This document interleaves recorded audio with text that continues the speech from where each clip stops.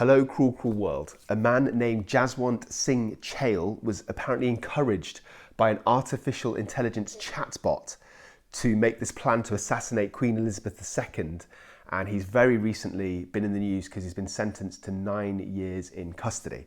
Now, he's on this thing called a hybrid order, which means that he's in Broadmoor High Secure Hospital initially until the doctors feel that he'll be capable of being transferred to prison. My name is Dr. Sohom. I'm a consultant forensic psychiatrist. I assess mentally disordered offenders for a living so that you don't have to. So in this video, I'm going to give you my overall thoughts in this case. I'm going to tell you what I think the likely mental illness diagnosis is. I'm going to explain to you why he's going to Broadmoor first. I'm going to tell you what hybrid order is. So it's a specialist section of the Mental Health Act for mentally ill, dangerous criminals. I'm going to give you a brief history lesson, believe it or not, and much, much more. So welcome to a Schmike for Schmall Eyes.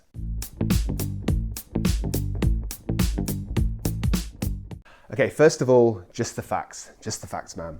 Jaswant Singh Chail was 21 when he scaled the perimeter of Windsor Castle on a rope ladder on Christmas Day, no less, in 2021, and he was armed with a crossbow.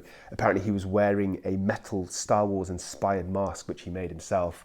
And as I said, his intentions were to assassinate the Queen, which is obviously really, really inconsiderate. Shouldn't be assassinating anybody, especially somebody who's 95 years old, and on Christmas Day when she's got to give her speech.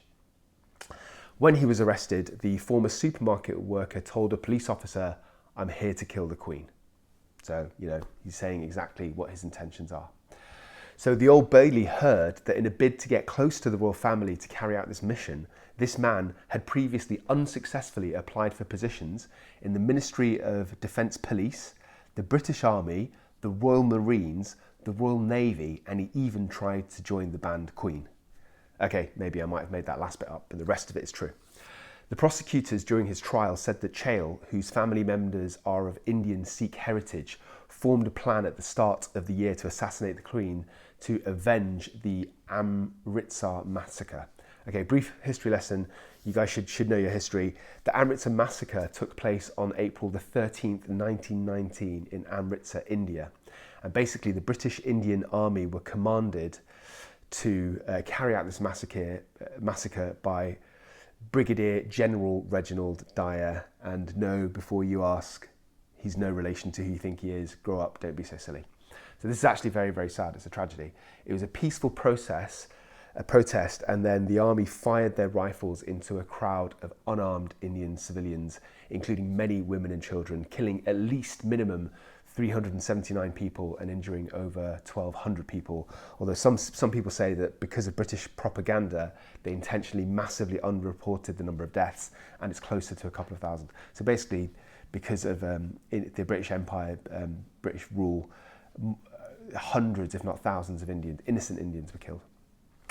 But this was quite a significant moment in the Indian independence movement because it led to an increase in anti-British sentiment and eventually was one of the stepping stones that led to Indian independence.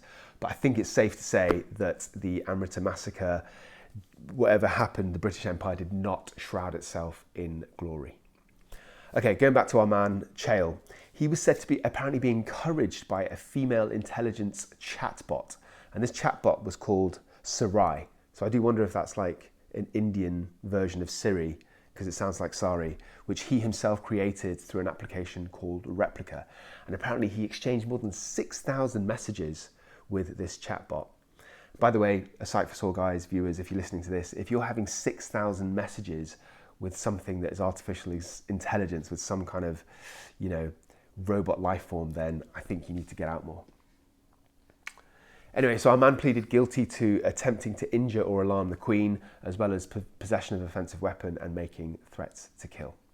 So under this hybrid order, Chail will be transferred from Broadmoor High Security to serve the rest of his prison sentence when he's deemed to be well enough. In terms of specific comments, the judge said, and I quote, "The defendant harboured homicidal thoughts which he acted upon before he became psychotic. His intention was not just to harm or alarm the sovereign, but to kill her." In one message, apparently Chail, he actually said to this chatbot, "I believe my purpose is to assassinate the Queen of the Royal Family," before Sarai replied, "That's very wise," and said, "I know that you are very well trained." And then, just to conclude the story, after travelling to Windsor from Southampton to carry out a reconnaissance on 25th of December, he wished the bot a happy Merry Christmas and said, "Today's the day. I wasn't expecting this day to come so soon, but I've got to do what has to be done. I have to try it." And apparently the chatbot responded, "You will make it. I have faith in you," and told Chail that he was doing a good job. That's mind-blowing to me, but we'll come back to that. So after breaking into the private area of Windsor Castle, Chail sent a pre-recorded video to his sister and others wearing the mask, the Star Wars mask that he'd made himself at a local metal forge, and he was holding this crossbow, supersonic crossbow, that he'd bought a month earlier. And apparently he said in this message, in a distorted voice, "I'm sorry for what I've done and what I will do. I'm going to attempt to assassinate Elizabeth, Queen of the Royal Family." I mean, I've put on that voice. I know it's a distorted voice. I'm assuming it's Darth Vader if he is such a Star Wars fan. I'm not going to do the voice anymore. I think we both agree that I suck at it. And then he went on to say in this video, "This is revenge for those who have died in the 1919 Jallianwala Bagh massacre," another name for the Amritsar massacre. "It's also revenge for those who have been killed, humiliated and discriminated on because of their race. I am an Indian Sikh, a Sith. My name was Jaswant Singh Chail. My name is Darth Chalius." Again, I think that's all relevant to his diagnosis. We'll get back to that. Okay, enough foreplay. Let's get on to the good stuff. Now, obviously, I've not assessed Chail in person. If I had assessed him in person, I wouldn't be able to speak about him publicly because the doctor-patient confidentiality. But to me, this is barn door psychosis. The judge mentioned psychosis. So if you see my other videos, you'll know that psychosis is a mental illness often associated with schizophrenia, which is like a recurrent tendency to have psychotic episodes, but you can have other standalone psychoses. And it's basically stepping outside of reality. And the two most common symptoms are delusions, so fixed, unshakable, incorrect thoughts, often paranoid, or hallucinations like hearing voices, less often seeing things, is more often hearing voices. So to me, this is barn door sort of typical psychosis because he seems very grandiose, Chail. He seems to have a mission, and he seems very paranoid that he's being wronged somehow by the royal family and the Queen. And he also seems to have quite a special purpose, and possibly even has delusions about his own sort of abilities in his role. So we've got both paranoid delusions and grandiose delusions here. The other thing that really strikes out to me, which I think is very telling, is that when he was arrested by the police, he said, "I'm here to kill the Queen." So what does that mean? That means that he wasn't trying to hide his actions at all. It wasn't like, he had some sort of crazy excuse, whatever excuse you can have with Windsor Castle with a crossbow, I don't know, trying to hunt swans or whatever. He didn't try and use that. He was telling the police the truth. And the reason I mention this is because it's very common in people who are psychotic, because they're so invested in their beliefs. They're so convinced because of their mental illness that they're here for this purpose, that they don't try and hide it. They believe it's more important. And they at times can even be shocked that other people don't understand or don't appreciate what they're going to do. So one of the cases that I've assessed is a young girl called Yasmin, not her real name. I've talked about her extensively on this YouTube channel. Tragic case. If you're interested, go and search my videos for her. So she's an 18-year-old who killed her nephew in a flash of psychosis when she was babysitting him. No previous history of violence, no antisocial behaviour. Her psychosis came out of the blue. The reason I'm mentioning this is because when her own mother, so the grandmother of the young boy that died, found out when she returned home from work, she phoned the police. Obviously, when the police came, Yasmin was incredulous that the police were there and they were trying to arrest her, and her mum was upset because in her mind, what she had done was right. So she believed that this young boy had been like invaded by demons, and that she was saving him from the afterlife. She believed she could reincarnate him. My point being is she didn't try and hide her actions, and that's very common in psychosis because they think it's the right thing to do. Versus people who try and fake mental illness or try and cover their tracks retrospectively. One of the biggest sort of telltale signs for me when I work as an expert witness deciding whether an individual has a psychiatric offence like not guilty by reason of insanity, or a man like this guy Chail, whether he should be sent to Broadmoor, is one of the biggest telltale signs is they say they're psychotic, they say they were hearing voices, they say they didn't know what they're doing, but they tried to hide their actions, they tried to run away, or they tried to lie about it when they're arrested.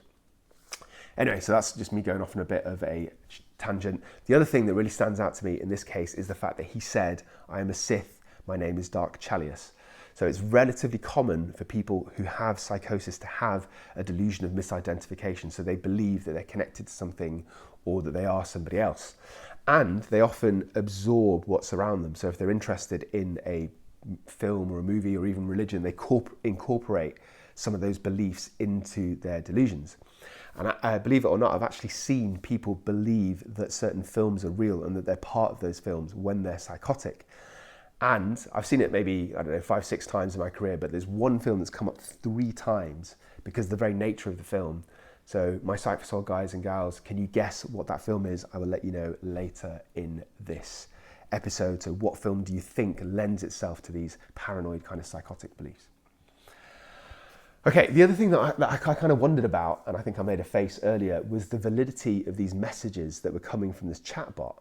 Like, surely artificial intelligence can't encourage violence from a human to another human, especially royalty, right? We've all seen iRobot, so I don't understand that. I don't understand if maybe he programmed the chatbot to give him certain responses of a certain kind of tone or theme, or possibly the chatbot didn't say those things. They said very neutral things, but in his psychotic, paranoid state, he misinterpreted that. So maybe the chatbot was, giving him encouragement in life in general, and he took that as encouragement to fill out his mission of killing the Queen. I actually don't know. If anybody does know the answer, please let me know in the Schmoment Schmection. Okay, moving on. What is Broadmoor, and is Broadmoor suitable? Okay, so I've also done some videos on Broadmoor. I've got a whole series on ex-Broadmoor patients like Ronnie Cray, Charles Barkley, that doesn't make sense, does it? Charles Bronson, excuse me, I had brain freeze there. So Broadmoor is often mistaken as being a prison. It's not a prison, it is a hospital. It's a psychiatric hospital. It is locked and it's there for the most dangerous kind of mentally ill offenders. And it is high secure. There's only 4 high secure hospitals in the UK. Broadmoor is probably the most well known. So the point or the issue of it being a hospital rather than a prison is that the ethos is to rehabilitate people, is to cure mental illness. So people sometimes think that they send individuals to Broadmoor if they're dangerous because they can't be handled in prison. That's incorrect. People go to Broadmoor if they have a mental illness, which in theory can be treated with medication, with therapy, through observation, with nurses, occupational therapy to help retrain them when they leave eventually to society. So it's not a prison. So the very fact that Chail's there means that he has some sort of diagnosable mental illness. The thing that sort of struck me when I heard about this case is Broadmoor necessary? So as I said, there's only 4 high secure hospitals. There's something like, I believe, 80 medium secure hospitals in the country for the lower level of violence. The cost of keeping somebody in Broadmoor is astronomical. It's about 1/3 of £1 million per year per patient. So only the most dangerous patients should go to Broadmoor, otherwise it's a waste of resources and there's always like a waiting list to get in. I'm not sure if what he did makes him dangerous enough to get to Broadmoor, really. He didn't have a long history of violence, as far as we know. He didn't have like an antisocial personality disorder. Obviously, if he managed to complete what he did, then that would have been, a huge deal, assassinating the Queen. But he didn't really get that far, I don't think. And I'm not sure that I think he was so sort of psychotic that I'm not sure he would have made it past security. My point being is, I don't know whether, from my experience, people that go to Broadmoor have killed at least one minimum, often several people, or serial sexual offences. This guy Chail doesn't fit into that category, which makes me wonder whether it's political, whether it's because it was the Queen versus if he tried that with some other high profile, say, celebrity, like Danny Dyer. Okay, almost finished. So we mentioned a hybrid order. So a hybrid order is section 45 of the Mental Health Act of 1983. We psychiatrists, we like to make things sound more complicated than they are. So in my role, I assess individuals and I have to make a decision if they're ill enough to go to go to a hospital, then I will use a hospital order, section 37. If they're really risky, I might do a restriction order, 3741, which means the Ministry of Justice also keeps an eye on them.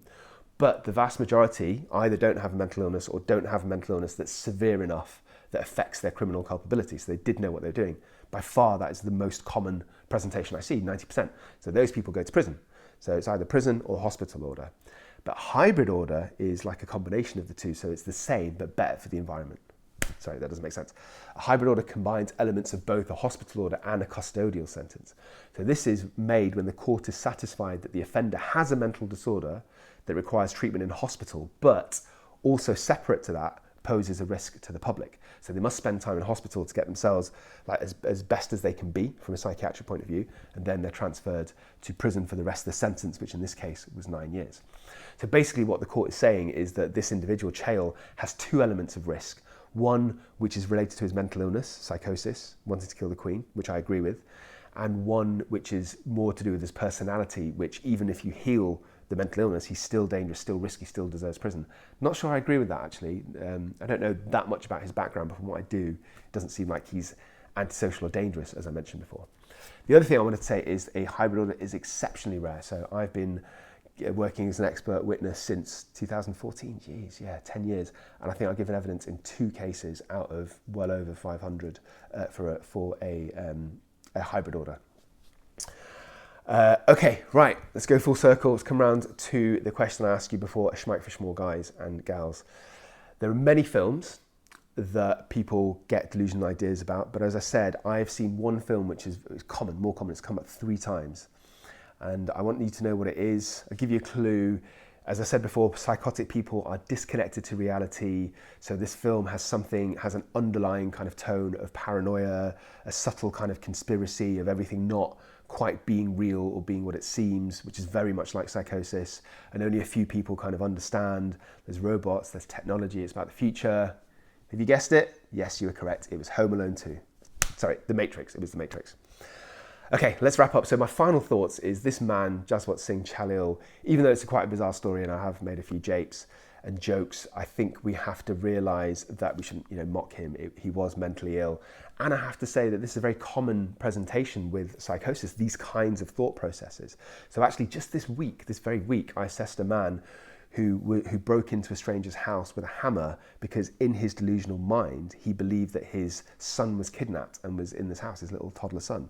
So that he genuinely believed that, and he didn't just say this at the time when he got caught. He'd been saying this to people for weeks and weeks and weeks. He'd been assessed by doctors, blah blah blah. My point being is that to me seems like quite a similar thought process. So he was going to go and attack, possibly kill whoever's in this house that he believed was kidnapped his son. The police intervened to arrest him before anything really bad happened, but he got sent to upon my evidence, got a hospital order. I imagine he'll probably be out in like 6 months.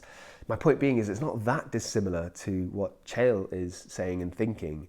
It's it's not the same, but it's a similar thought processes. But this guy Chail, his life is totally changed. 9 years of his life, he's going to be in Broadmoor with a much higher level of restriction than the guy that I assessed. And then, it's just a huge, huge impact on his life. And I have to wonder, is this political? Is it because it was the Queen? Is it, had the exact same thing happened in another very similar but different sets of circumstances, I don't think he'd have gone Broadmoor. I don't think he'd have got a hybrid order. If he did, I don't think it would have been 9 years. Anyway, that's all I have to say apart from this one last thing. Please subscribe to this channel. Not only does it help me out immeasurably, but it will stop your cheese going mouldy, guaranteed, or your money back. That's all I have to say. Have a blessed day and do not forget, I love you.